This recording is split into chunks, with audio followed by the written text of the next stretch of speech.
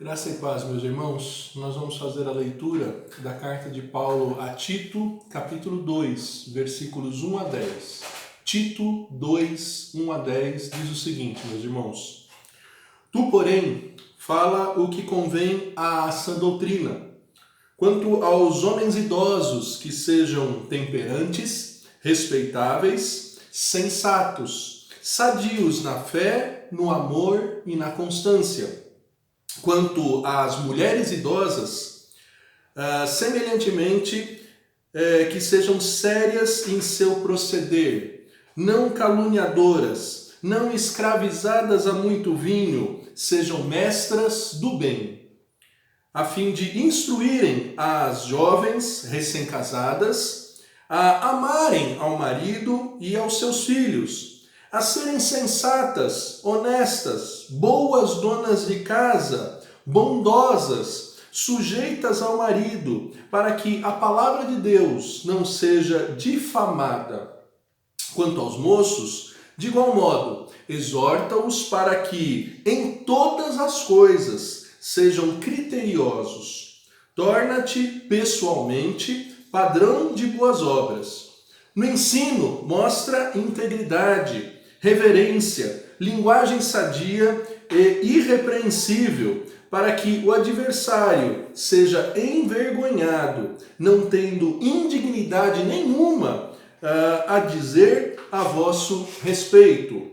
Quanto aos servos, que sejam em tudo obedientes ao seu Senhor, dando-lhe motivo de satisfação, não sejam respondões, não furtem, pelo contrário, deem prova de toda fidelidade, a fim de ornarem em todas as coisas a doutrina de Deus, o nosso Salvador.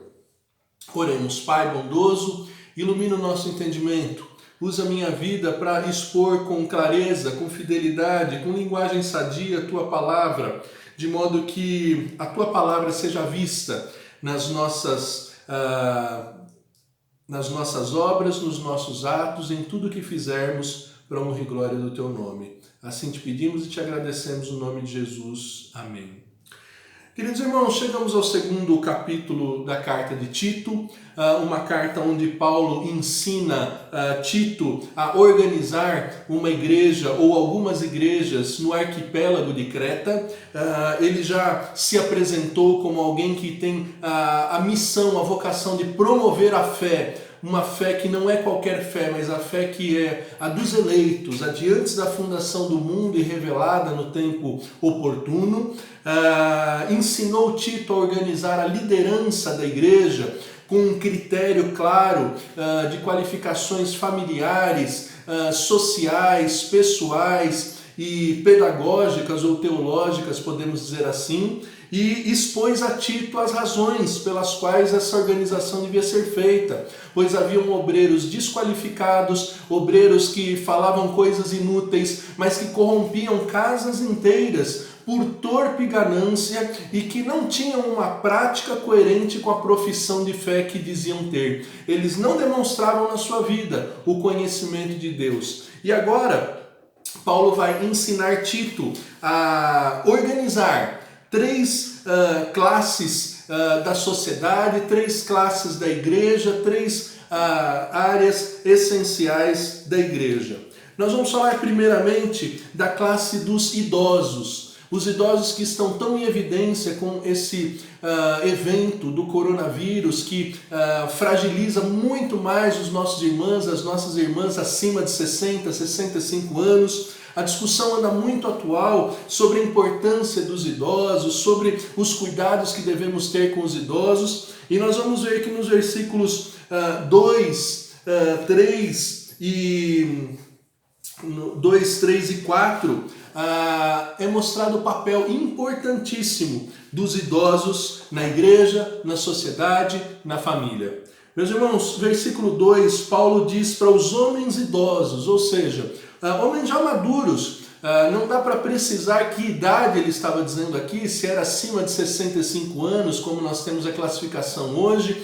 Lembre-se que naquele tempo a longevidade não era igual à nossa. haviam menos recursos de saúde, menos remédios, menos vacinas, as pessoas tinham uma longevidade menor. Então, quem sabe aqui já fosse uma palavra que se aplicasse a homens de 45 anos, de 50 anos. Esses homens idosos, eles deviam atender 4 características. A primeira, a temperança, que está diretamente ligada à sua sobriedade, o seu equilíbrio em relação ao vinho, que era muito comum o consumo de vinho naquela época.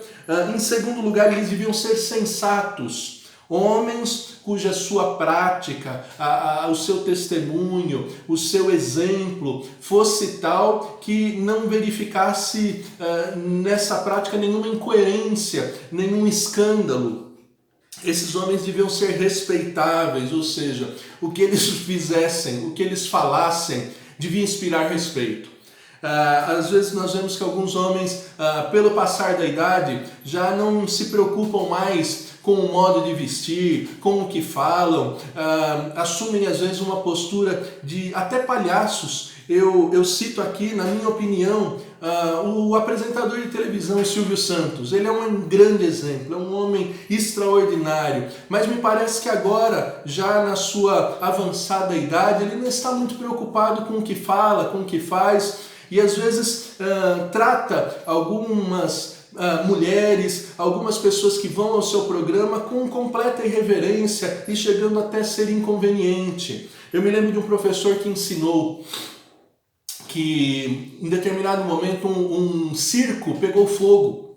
E esse circo tinha um palhaço muito competente que fazia realmente todo o auditório rir, e ele vai à cidade pedir ajuda, pedir que levassem água aos bombeiros para que salvasse aqueles que estavam no incêndio no circo. Mas ele estava com a sua cara pintada, ele estava caracterizado como palhaço, e as pessoas, ao invés de levar a sério o que ele falava, davam risadas, gargalhavam, e assim o circo se incendiou completamente e não houve o que fizesse. Porque ele não estava e ele não tinha uma apresentação respeitável. Homens idosos, por mais que tenham passado a idade, por mais que já não sintam que precisam dar satisfação a ninguém, vocês não podem ser irreverentes, vocês têm que ser respeitáveis. Vocês têm que ser como muitos homens que ainda aos 70, 80, 90 anos se vestem adequadamente, se vestem elegantemente e se apresentam como verdadeiros sábios, como verdadeiros mestres, como aqueles que mesmo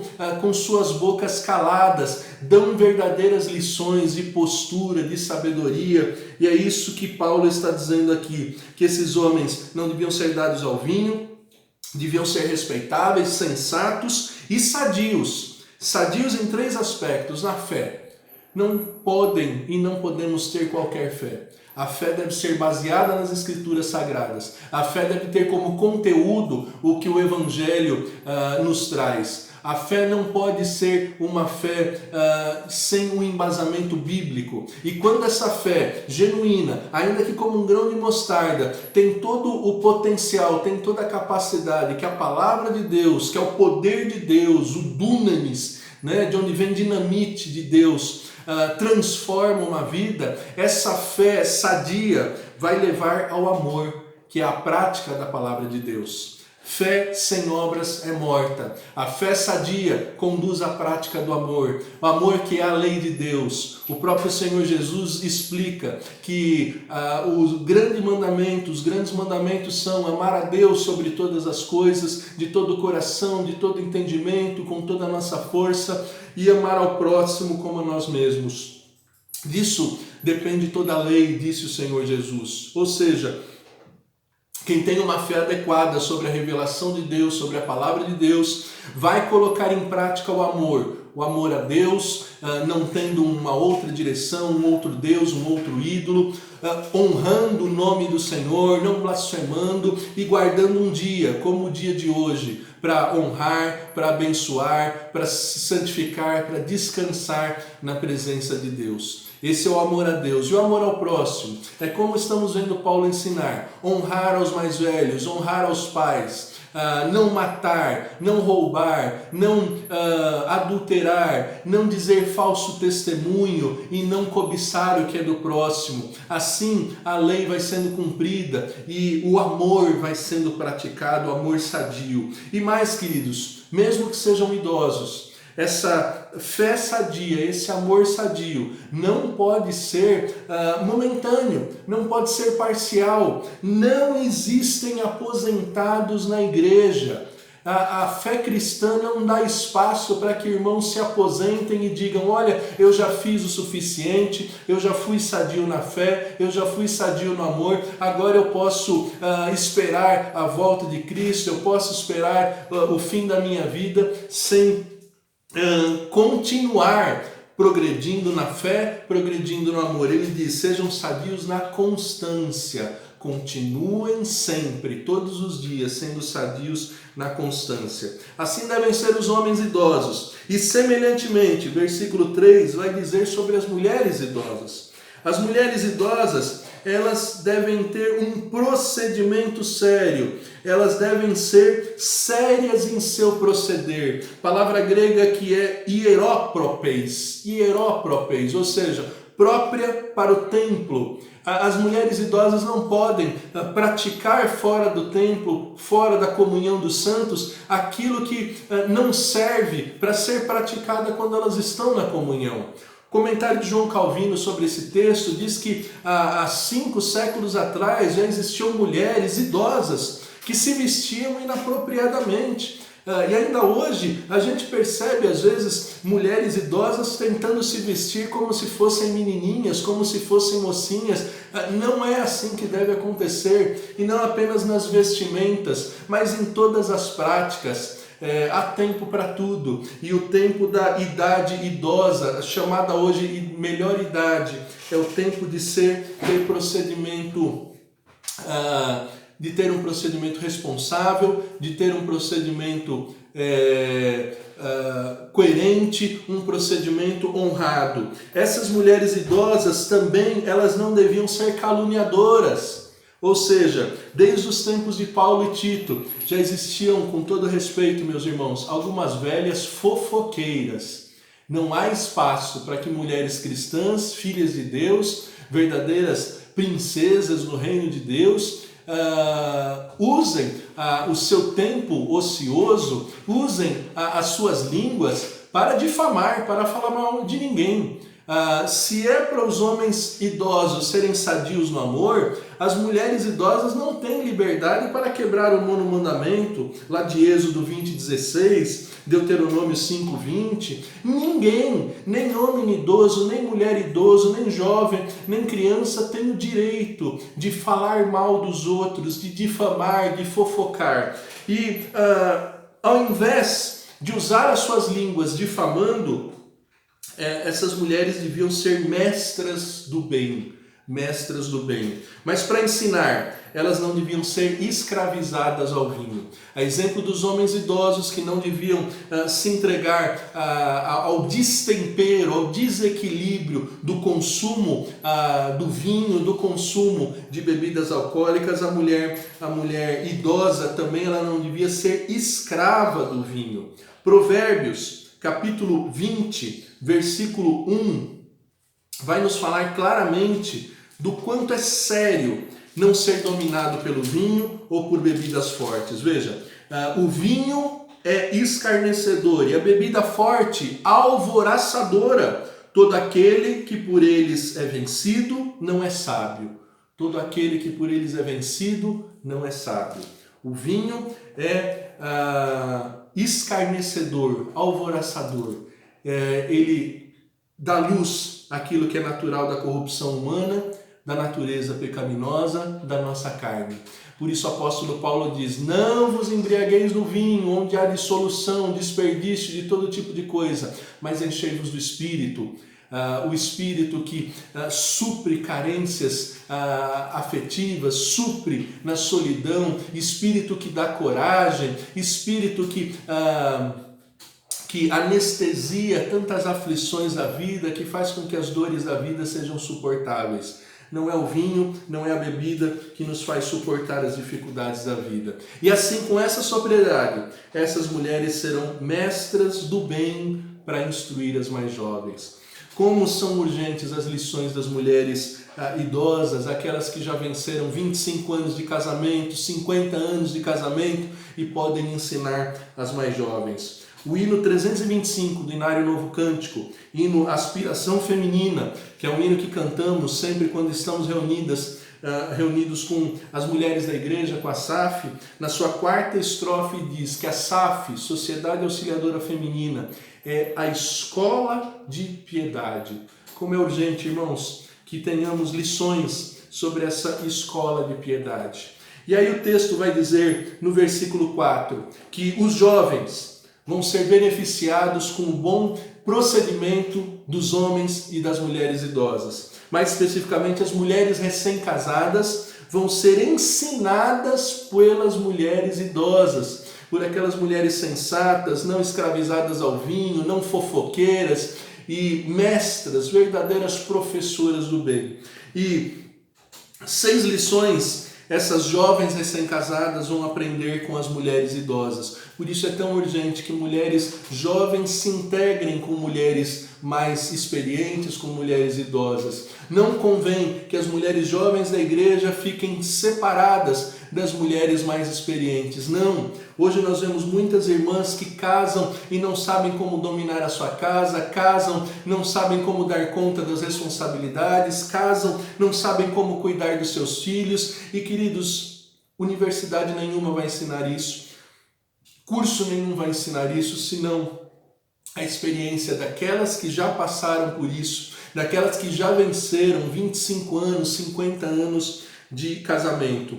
E essas mulheres recém-casadas, 18, 19, 20 e poucos anos de idade, vão aprender o quê? Vão aprender a amar. Tantos casamentos terminam porque as pessoas dizem, eu já não sinto mais amor, o amor passou. Mas o amor, querido, ele não é algo espontâneo que não possa ser cultivado. Aqui vai ser ensinado que amor é aprendido. Assim como ninguém nasce médico, ninguém nasce advogado, ninguém nasce engenheiro, ninguém nasce sabendo ler e escrever, mas passa por uma escola, passa por um curso, o amor também é aprendido. E vai ser aprendido pelas mulheres recém-casadas, com as mulheres idosas, com as mulheres experientes. Elas vão aprender a amar ao marido.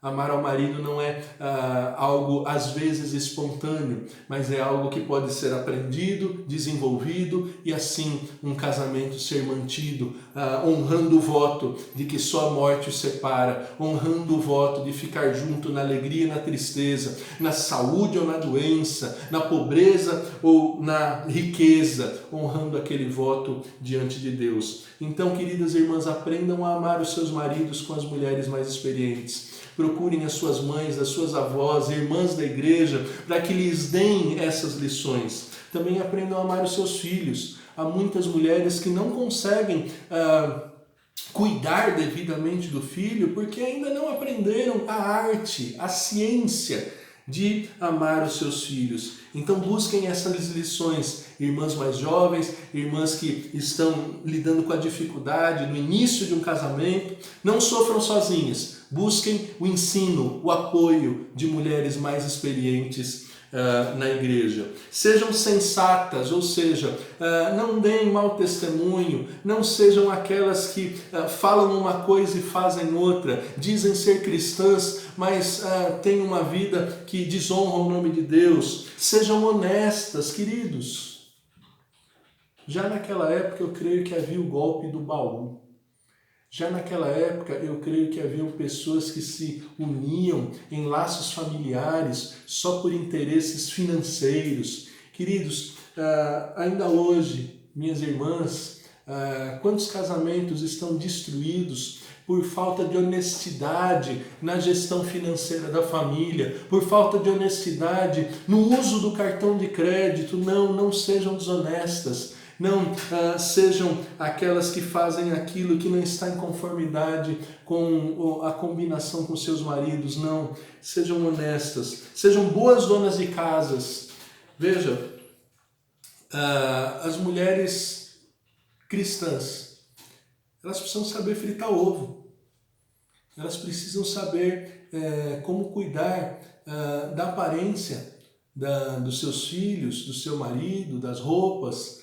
Precisam saber, sim, administrar a casa. Não estamos falando que as mulheres precisam ser empregadas. Essa tarefa é dividida com os seus maridos, assim diz 1 de Pedro, capítulo 3, os maridos devem participar das atividades domésticas, mas nós precisamos que mulheres cristãs, para a honra e glória do nosso Senhor, sejam prendadas, como a mulher virtuosa de Provérbios 31 era. Ela era uma rainha, mas ela cuidava dos afazeres. Não podemos nos conformar com a situação de mulheres que impõem aos seus maridos a obrigação de terem empregadas, faxineiras, porque elas mesmas não assumem o mínimo trabalho dentro das suas casas.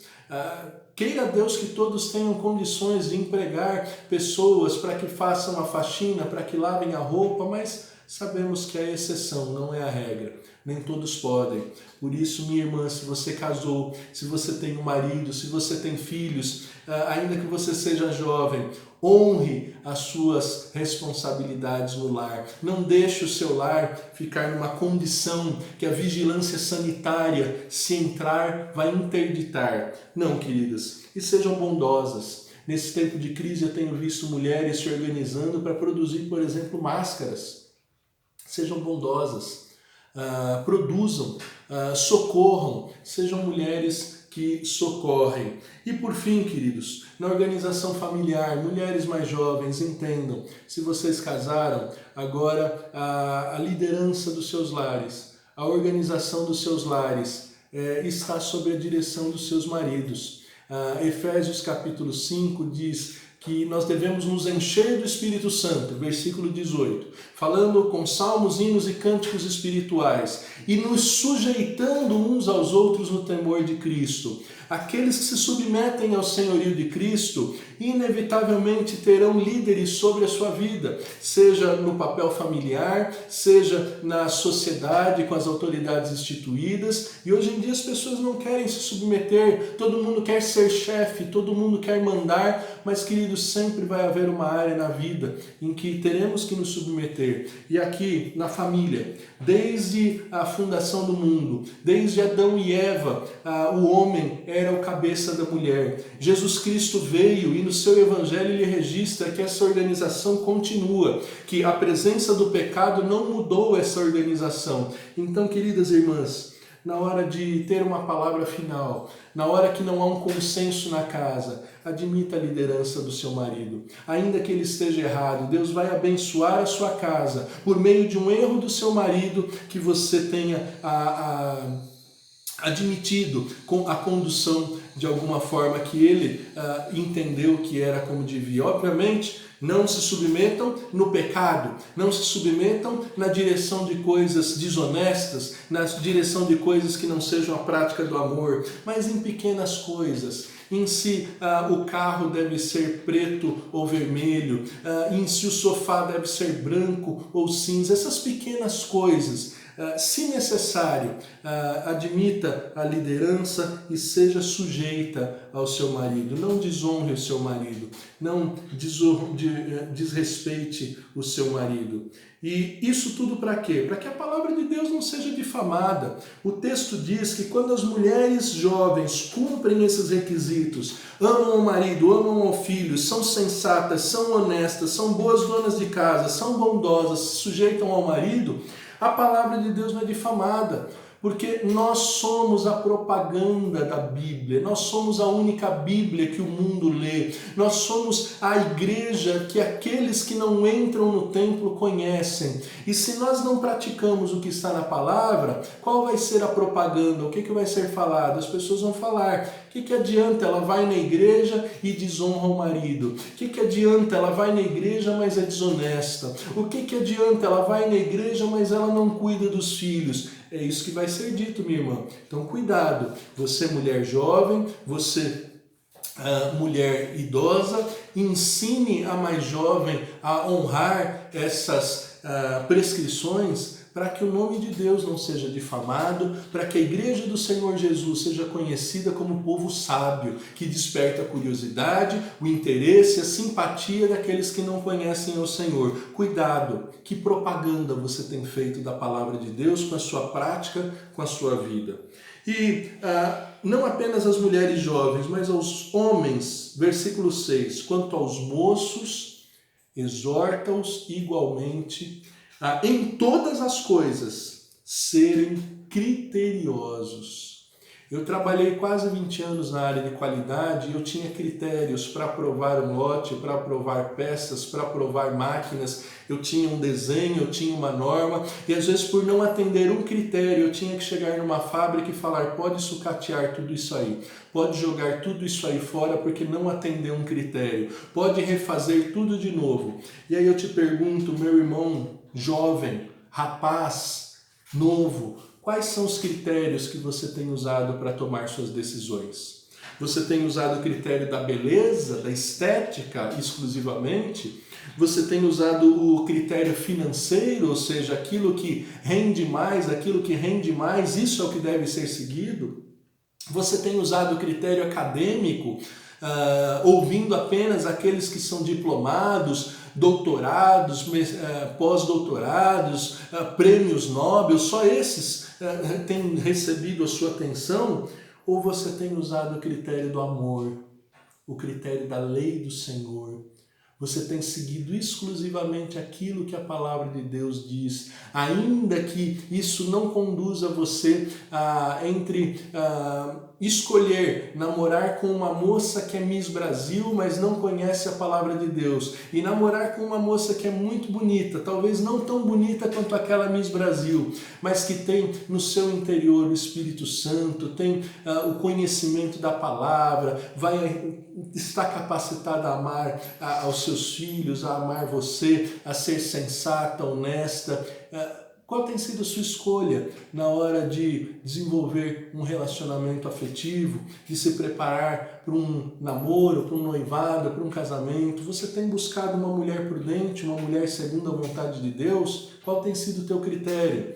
Na hora de desenvolver a sua carreira profissional, você tem desenvolvido somente práticas e decisões que vão encher o bolso de dinheiro? Ou você tem zelado pela honestidade, você tem respeitado os mais humildes, você tem honrado pessoas mais humildes? Eu me lembro de um jovem que se formou em medicina, foi muito bem sucedido e daí começou a querer dar palpites no comércio do seu pai. Seu pai tinha um carrinho de cachorro-quente. E ele queria que o seu pai fizesse financiamentos, alugasse um lugar maior, investisse, comprasse mais maquinários e, enfim, se colocasse os seus pés pelas mãos financeiramente falando. E o seu pai disse: olha, meu filho, eu paguei toda a tua faculdade de medicina, olha, eu paguei toda a tua formação a partir desse carrinho de cachorro-quente. Então não é porque você tem um diploma, você tem uma carreira tão bem sucedida que você vai me dar lições. A minha vida modesta, a minha vida honesta me dá paz e garante o pão nosso na nossa mesa. Às vezes os jovens acham que sabem tudo, às vezes os jovens acham que são mestres para ensinar os mais velhos. Calma, você é mestre se estiver ensinando a palavra de Deus. Salmo 119, versículo 100.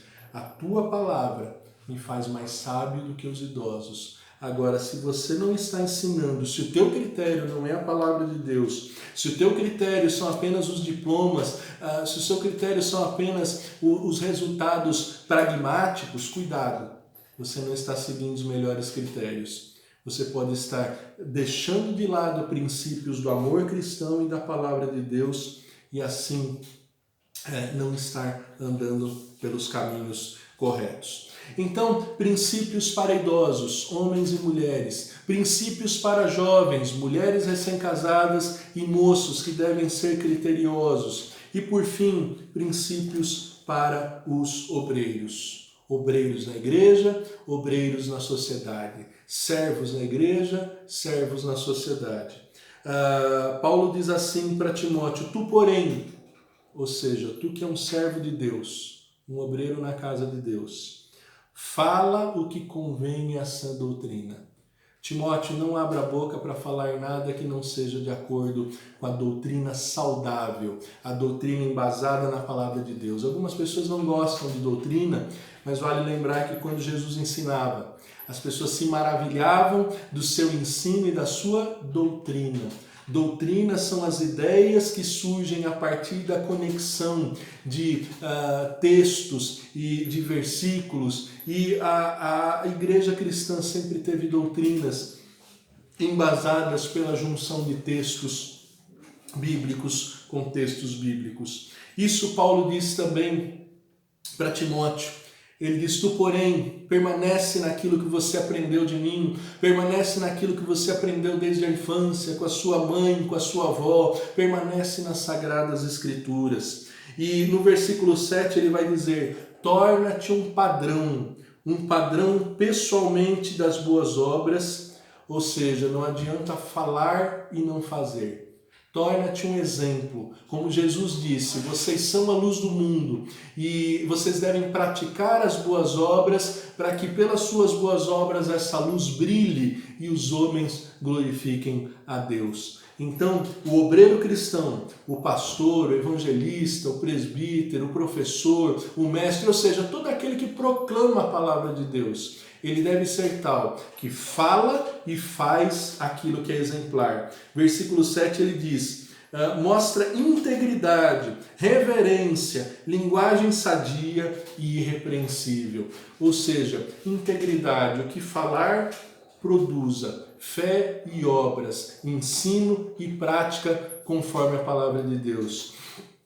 Linguagem sadia, ou seja, use palavras que sejam compreensíveis. Às vezes pode haver uma falha aqui ou ali de concordância verbal, de concordância nominal, nem todos dominam o idioma, mas o que ele está dizendo aqui é que, olha, não cabe você ensinar a palavra de Deus usando palavrões, palavras torpes. Também não cabe você ensinar a palavra de Deus usando uma linguagem tão refinada que os irmãos precisam de dicionário para entender o que você está falando. Não! Linguagem sadia é aquilo que rapidamente é compreendido. Para quê? Para que o adversário das nossas almas, como diz Apocalipse 12:10, o acusador dos nossos irmãos, não tenha razão de acusar-nos em nada, para que sejamos perfeitos em toda boa obra, sejamos bons obreiros em toda boa obra, sejamos como Jó, que no meio das provações, dos ataques de Satanás, das perdas, não deu razão para que Satanás dissesse, agora sim, Jó foi vencido. Jó permaneceu reto, íntegro, temente a Deus. Se você não leu o livro de Jó, leia o livro de Jó, ali antes do livro de Salmos, e você vai ver o que é alguém provado por Satanás e alguém que foi aprovado nas maiores tribulações, nas maiores dificuldades. E além do servo na igreja, o obreiro da igreja, o texto vai falar do servo na sociedade. Versículos 9 diz, quanto aos servos, sejam em tudo obedientes ao seu Senhor. O funcionário cristão, e eu creio que a maioria dos que nos ouvem não são empresários, não são proprietários de empresas, mas são sim funcionários, são assalariados, recebem ordens todos os dias de algum chefe. Vocês, meus irmãos, em tudo sejam obedientes.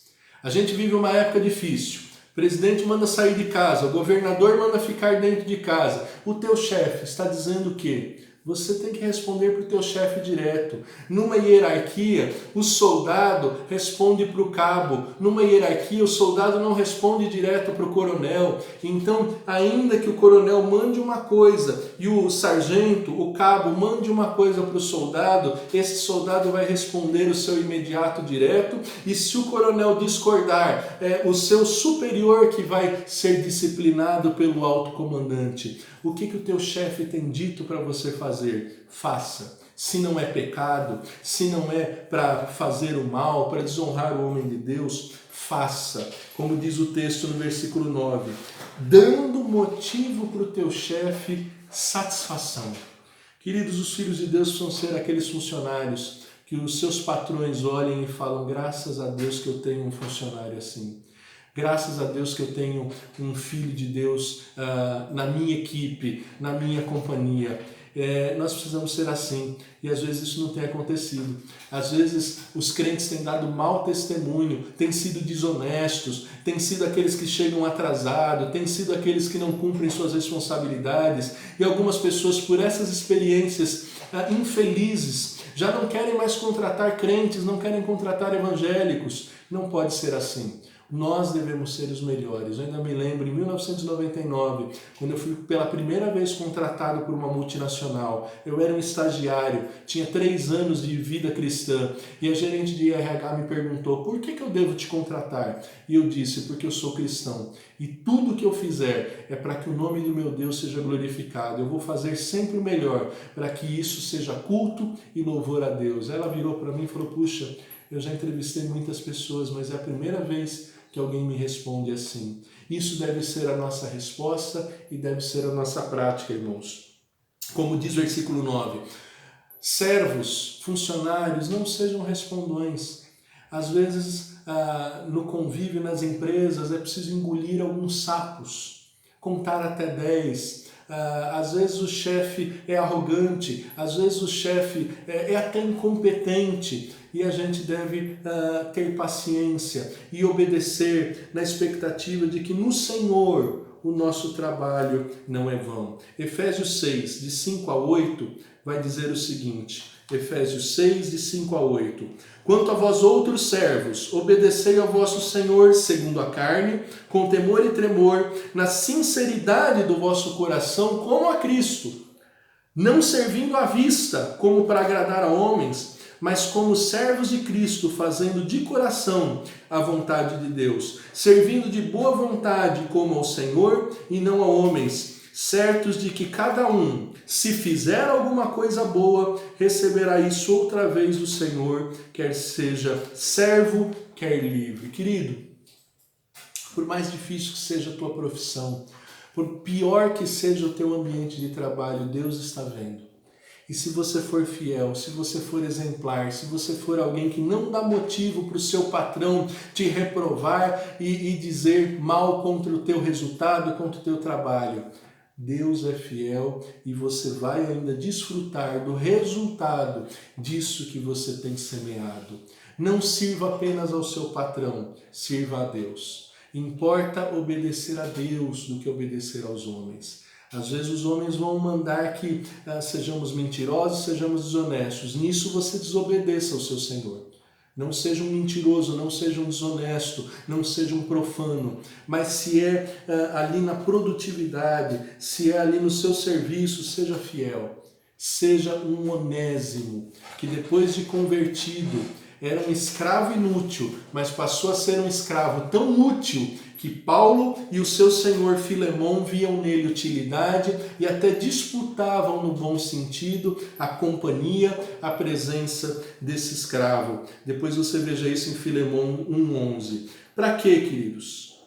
Não roubem, deem prova de toda fidelidade, para que a doutrina de Deus, o nosso Salvador, seja ornada, seja exposta. Queridos, em tudo, homens idosos, mulheres idosas, jovens recém-casadas, jovens, homens, moços, criteriosos, servos de Deus na igreja, servos na sociedade, nos comércios, nas indústrias, nas lavouras, em tudo.